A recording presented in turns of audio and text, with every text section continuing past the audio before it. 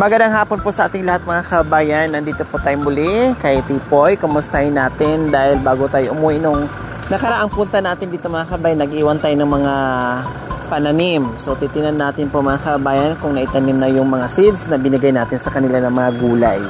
Tara!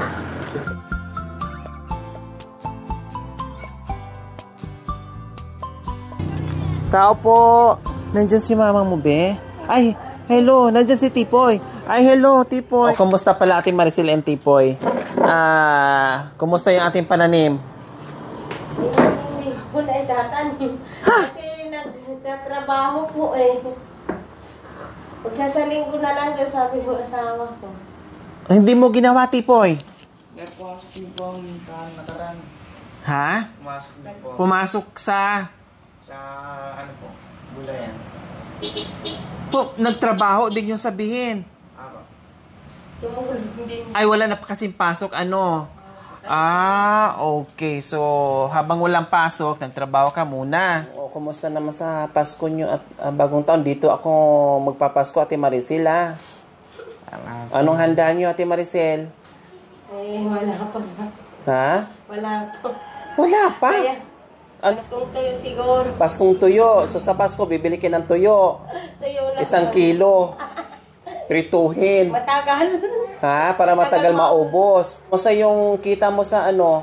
Sa pagdadamo doon sa gulayan na sinasabi mo, Tipoy? Ha? Lakan naman po. Anong ginawa mo doon sa sahod mo? Nabibili pong minsan dito ng pagkain. Pagkain. Wow, tumutulong ka ngayon kay papa mo na walang pasok. O, di ba? Kahit papaano nakaluwag-luwag din o meron ding pambili ng ulam. Halimbawa, si papa pambili ng bigas. O yung kita mo doon sa pinag-i-extrahan mo, pambili ng ulam. At yung iba, itabi para sa pag-aaral mo. Pag pasukan, o kundi meron na kayong naitatabi. Diba? Pangbaon mo na. Okay, Diyos ko. Ano ba to? Pumunta ako dito. Akala ko may kainan. May pang Pasko. No? I-advance ko na sana yung aking punta. Kailang wala naman pala. Tuyo ang madadatan. Kung masarap yun. Kasi may sinangag kayo doon. No? Kailang naubos na rin. O anong partner kanina sa sinangag yung kanin? Nilagyan ng asin. Asin at? Yung ano po, gulay na. Gulay, sitaw. Ay, ang sarap nun. Paborito ko rin sinangag na kanin. Diba? Okay, sige na. Para hindi nyo na problemahin, meron kami dalang biyaya para sa inyo. Siyempre, galing pa rin po sa ating silent sponsor.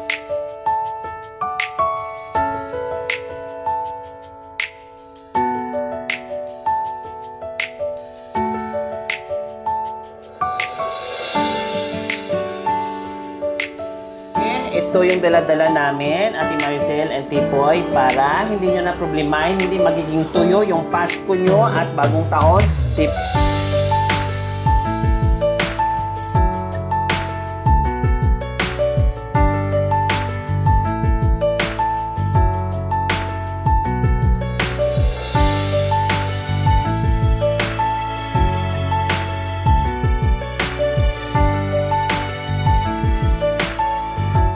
Ate Maricel and Tipoy, ito panghanda niya sa Pasko at bagong taon. Ha, bahala kung anong lutuin nyo dyan. Spaghetti ba sa bagong taon o pansit ba? Bahala na kayo. Basta pinarating namin yung request ng ating silent sponsor. Sa birthday niya.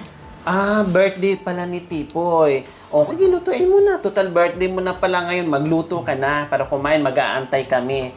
O, ano pang inaantay? O, katingin si Tipoy sa totoo ka balutuin namin to. Walang sahog?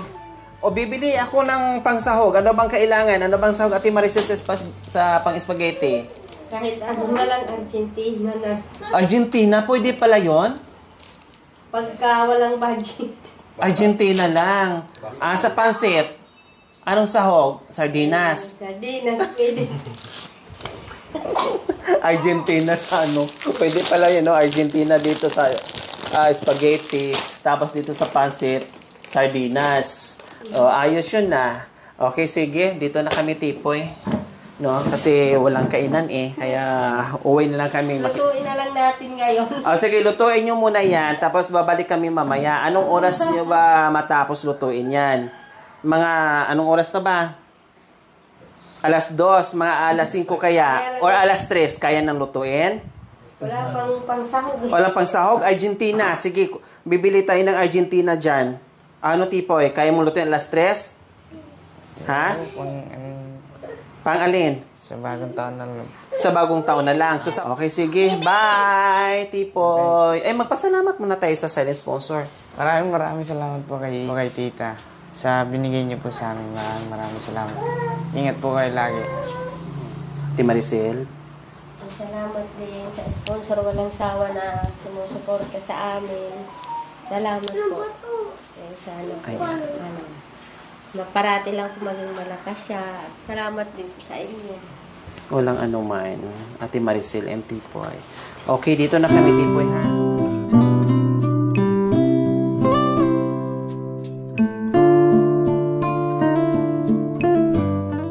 So, ayan, uwi na tayo. Ibalik natin yung mga bit-bit natin.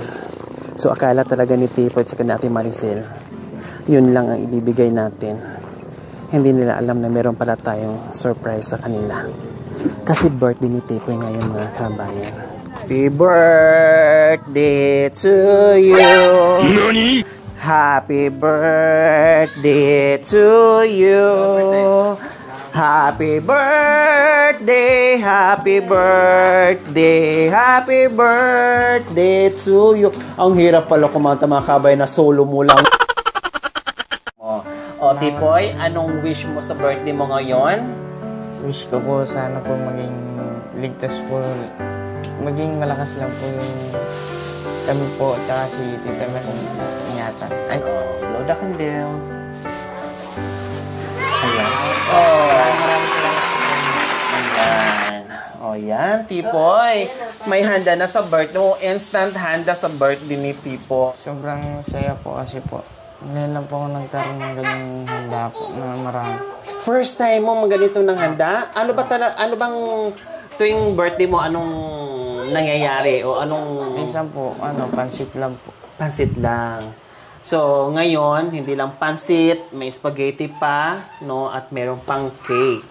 Oh, 'di ba? So, na-surprise ka ngayon sa pagdating namin. Na akala mo talaga ay walang handa sa birthday mo. O syempre, ang daming pinagdaanan, no? Ang daming pinagdaanan na minsan hindi mo alam kung may mga darating na mga swerte sa buhay natin. So ngayon, Tipoy, so ano ang minsay mo doon sa lahat ng tao na nagbigay ng bagong pag-asa o nakatulong doon sa pamilya mo? Unang-una po nagpapasalamat po ako sa Panginoon dahil po binigyan niya po ako ng biyaya po. Tsaka kay Tatay Ram, maraming salamat po. Tsaka sa lahat po ng tumulong sa amin, kay Tita, maraming salamat po sa inyo po. Maraming salamat din po. Okay, so walang anuman, no? Kasi alam naman natin, no? Katulad ko, yung aking team, wala kami ibang hangarin kundi makatulong sa mga kagaya nila. So, syempre, kung ano may napagdaanan nila noon, no, yung iba hindi ko alam. Ito nga lang, no, na vlog sila ni Sir Tikram, then, naibigay at natutuwa naman ako dahil yung pera ay nagamit naman talaga nila para magkaroon sila ng sariling bahay. Lord, salamat. Lord, maraming salamat po sa biyayang nasa harap po namin. Thank you po sa binigay niyo pong biyaya sa amin. Maraming salamat. In Jesus' name, amen. Okay,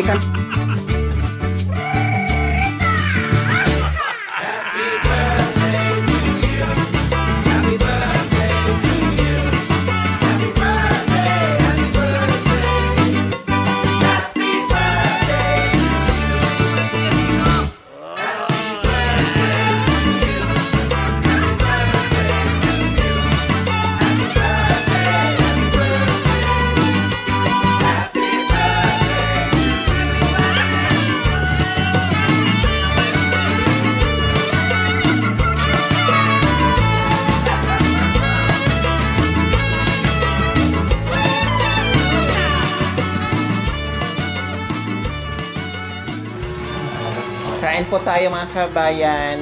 Happy birthday ulit kay Tipoy. 17 years old na siya. Kain po tayo. Salamat.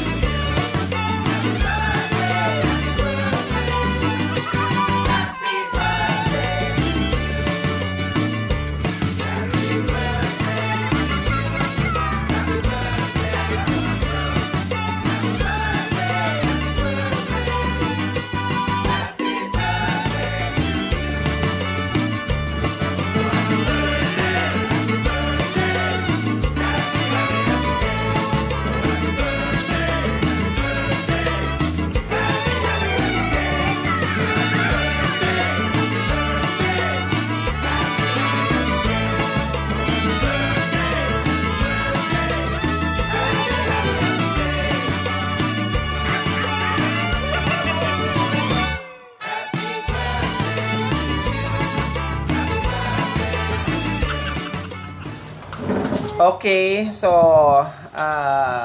Tipoy and Ate Maricel, meron kaming daladalang solar. 4 na solar lights. So ngayon, hindi namin kasi alam, no? Abutin kami ng ganitong oras na ang layo pa ng uwian namin, napaka-traffic, grabe, super.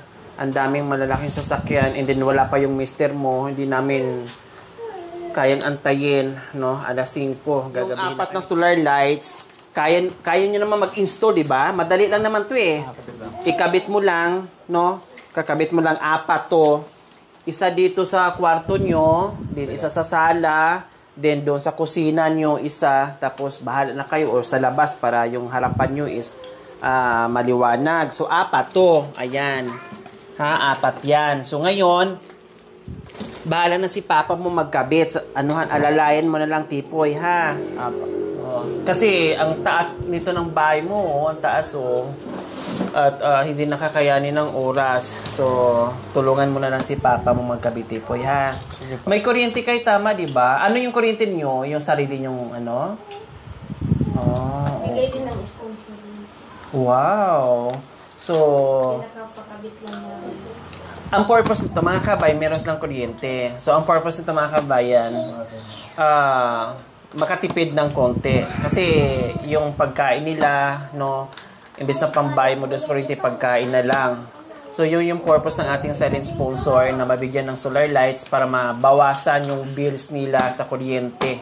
No, kasi minsan, napuputulan. Ay minsan pa hindi nababayaran. Minsan hindi nababayaran. So ngayon ito yung purpose ng ating silent sponsor. Para luliit yung bill nyo. So may solar. Kumbaga yung aandar na lang is yung electric fan na lang. At least pagdating ng gabi, meron na kayong ilaw. Okay? So isa sa kusina. Kasi yung kusina nyo nandoon na rin yung CR. Tama. Sa kusina, din dito. Bahala na si Papa. Bahala na kayo mag-usap-usap kung saan nyo ilagay. Ha? Okay, sige. 4 to, Tipoy. Ano na lang sa tabi ito mamaya, ha? Baka mamaya mabasa sa mga bata. Okay. So, ayan po mga kabayan. Maraming salamat po muli sa ating silent sponsor. Siyempre, lahat na yan, gaya ng sinabi ko, lagi naman tayong transparent. No? Kung kinakailangan, lagi tayong may hawak na resibo. No? At ngayon po, nagpadala po kasi yung ating sponsor ng 15K. Sabi ng ating sponsor, Pasko kasi ngayon mga kabayan at celebrant. Tatlong birthday din yung ating team. No? So nagbigay ng 5,000 doon yung ating silent sponsor and the rest, yung 10,000 po, yun po yung budget nila dito ni Tipoy para sa birthday niya, panghanda sa Pasko, panghanda sa New Year. Yun po yung request ng ating silent sponsor. So, may naiwan na 2,081 pesos. So, 2,100 na kasi wala akong barya. So, siyempre, sa mama ko ibibigay. Kasi yung magluluto sa Pasko at Bagong Taon. Ha, Tipoy? Okay. So, ayan. Yes, sa mga kabayan, maraming salamat po muli sa ating sa sponsor. Naway pagpalay po kayo ng Panginoong Diyos sa araw-araw. Naway ibigyan pa po kayo ng kalakasan ng katawan sa araw-araw. Naway ibigyan pa po kayo ng mahabang buhay. Pang sa ganun, marami pa tayong matulungan na gaya nila. Sa mga kabayan, huwag niyo po kalimutan, pakishare, subscribe sa aking YouTube channel, Lori Aquino Talita. Maraming salamat po. Gabi sa Sol. Bye. Okay. Maraming salamat po kay tita. Ayan. Tsaka sa inyo din. Walang ano man dito.